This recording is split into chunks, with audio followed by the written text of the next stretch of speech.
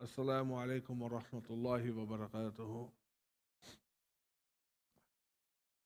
Allahumma salli ala Sayyidina wa Mawlana Muhammad wa ala alihi wa sahbihi ajma'een. We congratulate everyone for another year Allah subhanahu wa ta'ala has given us to see the month of Ramadan.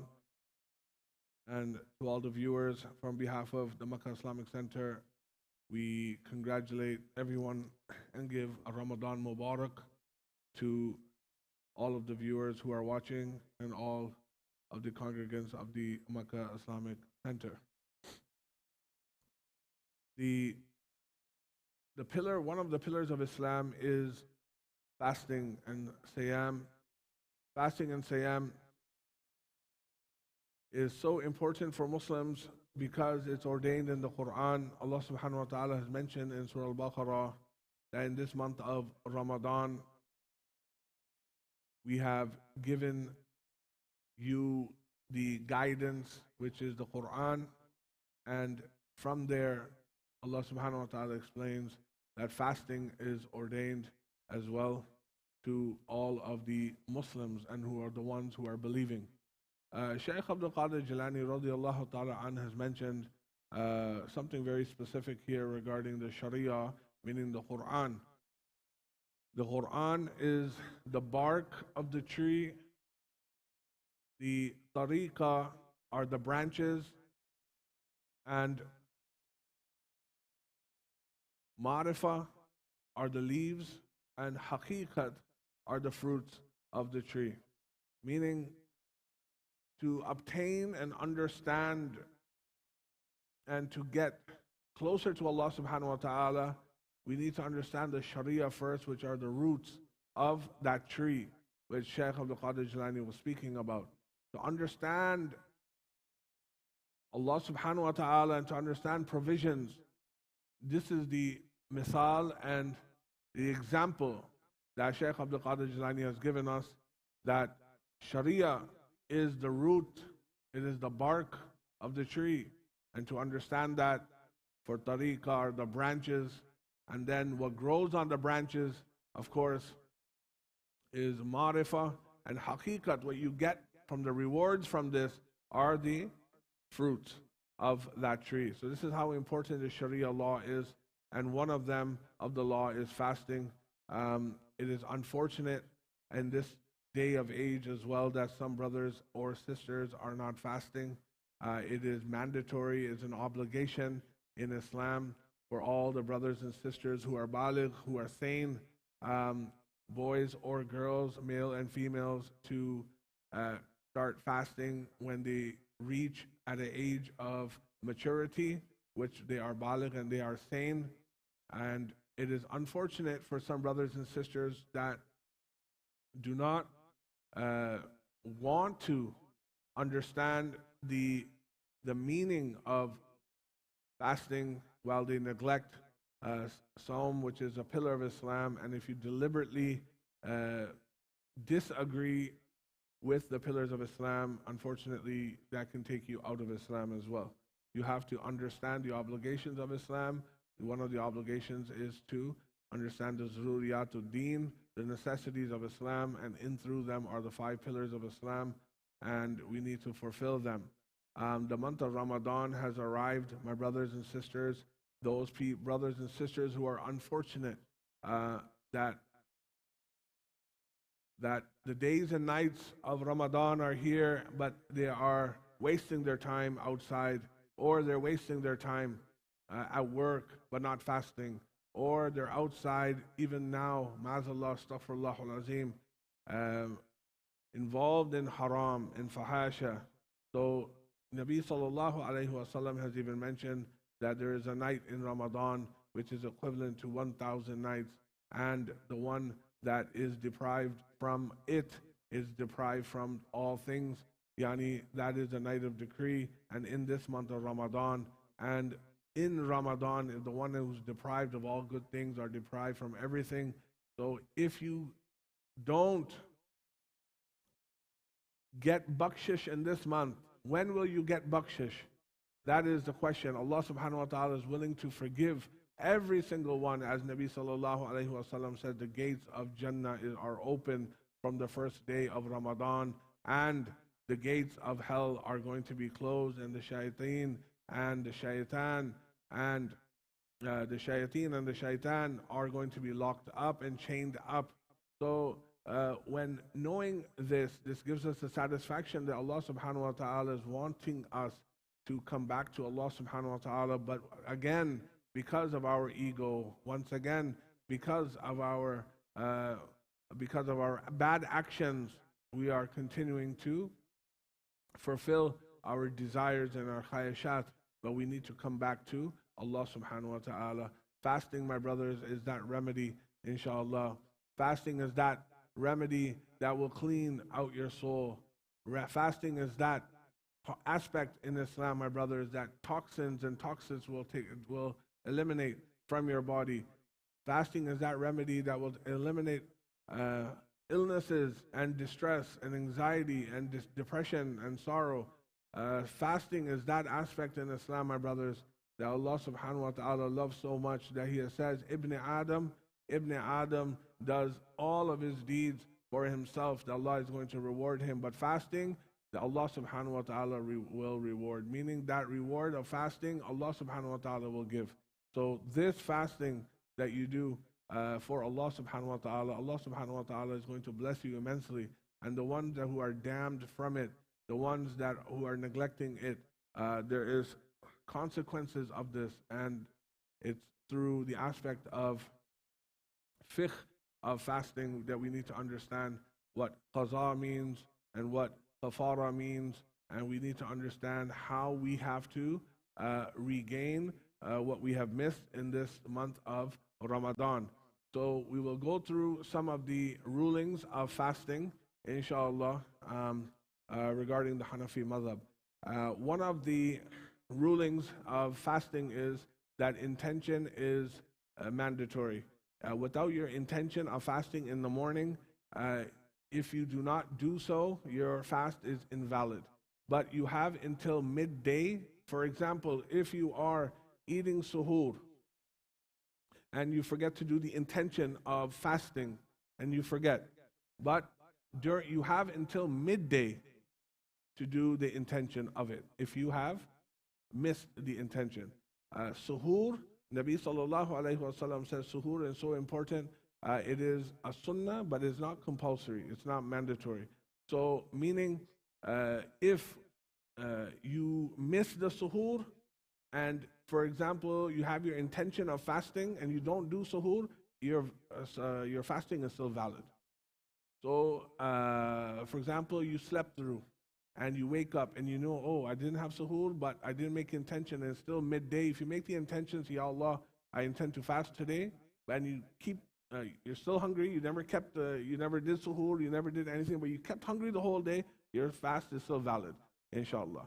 So the consequence was that you never ate anything, but you have to remain hungry. But intention was very important here. So suhoor, Nabi sallallahu alayhi wa sallam says, there's barakat in suhoor though. But we should have, we should do suhoor. Suhoor is very important, it has blessings in suhoor. It differentiates us from the Jews and the Christians, Nabi sallallahu alayhi wa sallam said. So having suhoor is a lot of barakah. So try to do suhoor, but it is not compulsory.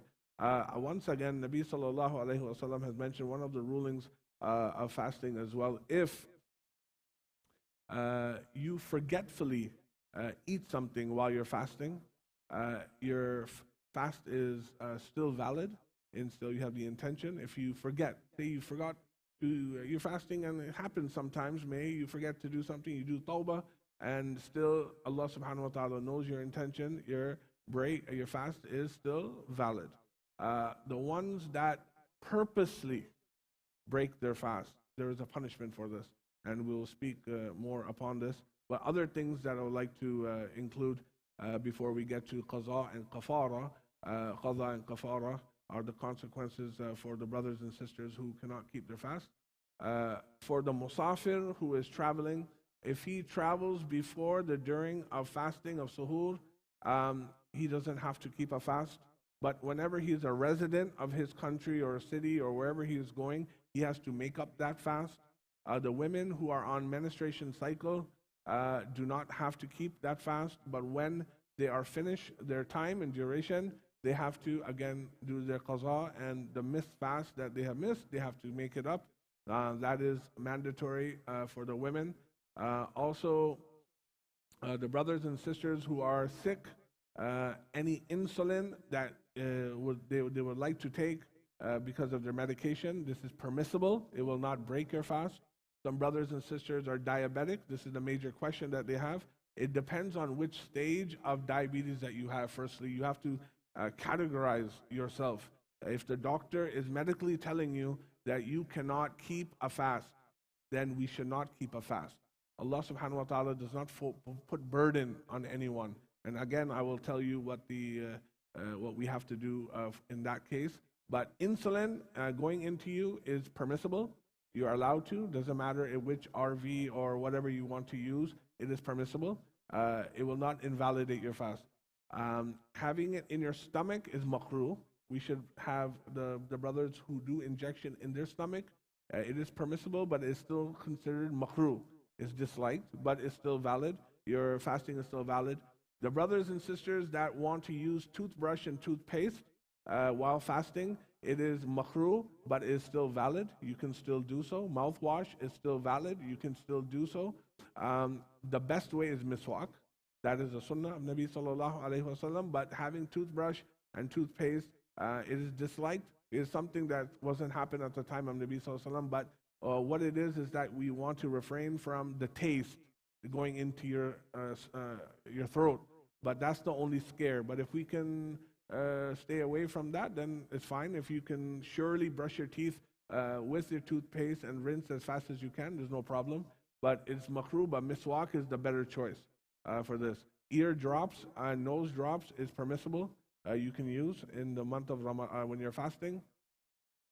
Cutting your hair in any of your body is permissible. It will not invalidate your fast.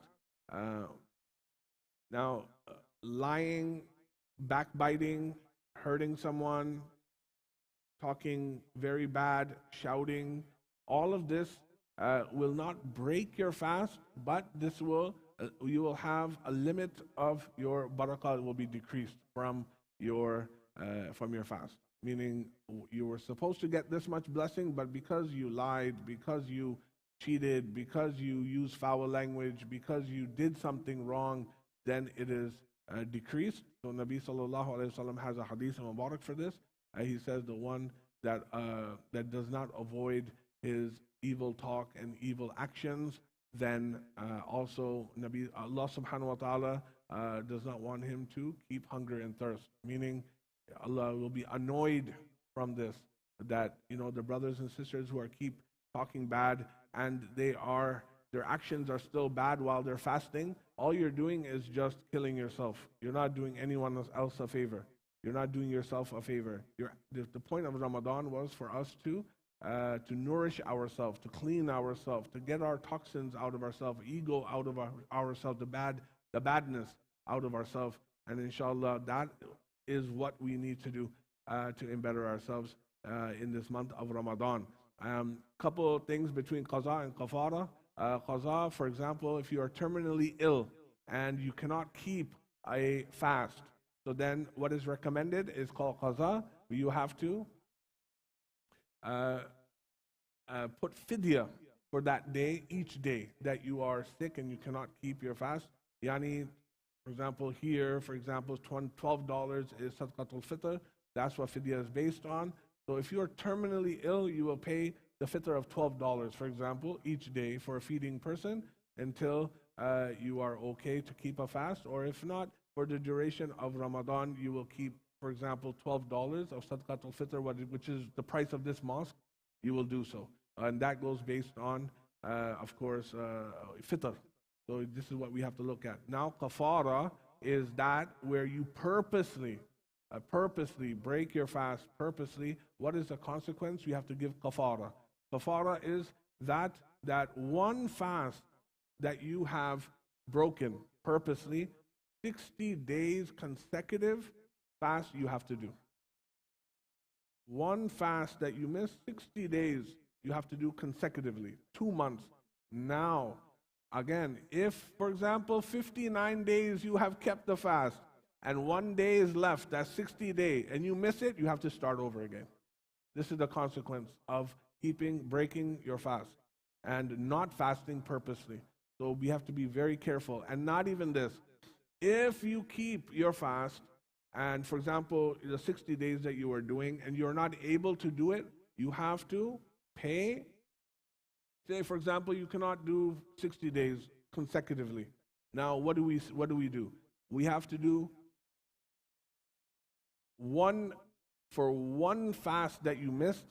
It's 60 days of iftar you have to give to the people, of 3 times a day. 60 people, 3 times a day. Food you have to give every day. So that is the same food that you would have to eat, not dal, chawal, or something, biryani, a good food that you're eating yourself, you have to give that food as well. So this is called kafara. That's what you have to do. These are some of the punishments, and what qaza is, my brothers, is very important. The consequence is very severe for Ramadan, and we have to do your best to keep the fast. And all the brothers and sisters who are watching live, I hope some of the clarity of understanding the fiqh of fasting, and alhamdulillah, inshallah, we will do a better job of keeping our fast daily without indecent talking, without seeing, touching, or anything haram, ma'azallah, astaghfirullah al-azim. And Allah subhanahu wa ta'ala accept our fast during this month of Ramadan. وآخر دعوانا الحمد لله رب العالمين حق لا إله إلا الله محمد رسول الله.